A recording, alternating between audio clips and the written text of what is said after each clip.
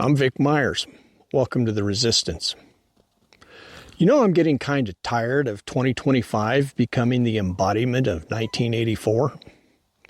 By 1984, I mean, of course, George Orwell's 1984. I read it for the first time in 2016. Then I read Animal Farm for the first time. Talk about bad timing. Reading those in 2016 got in my head more than reading The Lord of the Flies did when I was a teenage boy. The risk of causing you to have nightmares. If you haven't read 1984 or Animal Farm, then I encourage you to do so.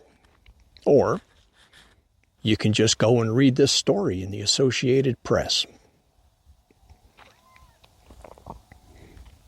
I'm not exaggerating when I say this program, this U.S. Border Protection Program, is like if George Orwell and Heinrich Himmler, head of Hitler's SS, got together and had a baby. The story details how the agency tasked with protecting our border is using a network of traffic cameras and local law enforcement agencies and artificial intelligence to monitor the travel data of motorists, not just near the border, but all over the country. They decide what counts as suspicious. Where you drive, when you drive, how often you drive, and who you meet when you drive. Then they call local law enforcement and ask for the suspicious traveler to be pulled over and searched. Local law makes up a reason to pull you over and search you. Then they look for any reason they can to arrest you and confiscate your property. I had a very hard time writing up this video because of the just anger that it causes to rise up within me. This program has been around for over 10 years. 10 years.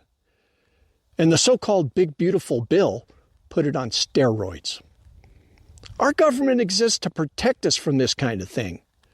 Where is Congress? Where are those libertarians? Or the anti-big government crusaders and civil liberties champions that send me texts and emails asking for contributions to protect us from this stuff? I'll tell you where they are. They're at an AIPAC conference supporting American settlers taking over the West Bank and other atrocities like Gaza. They're at the golf course with a fossil fuel lobbyist supporting the avoidance of climate change solutions. They're at a weekend retreat with big pharma lobbyists trying to avoid solving the cost of health care in America. They're having lunch with Wall Street to hear them complain about the very idea of having to pay taxes. And they're at Mar-a-Lago licking Trump's boots. I could go on for hours telling you where they are and how it doesn't help or protect us. I'll tell you where they're not. They're not in their offices talking to us. They're not having committee hearings holding people accountable for turning America into a surveillance state.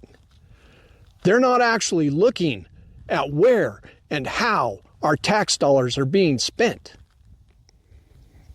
My fellow Americans, this is what we get when we allow our political party leaders to pick our candidates for us. This is what happens when we continually re-elect the same people time after time.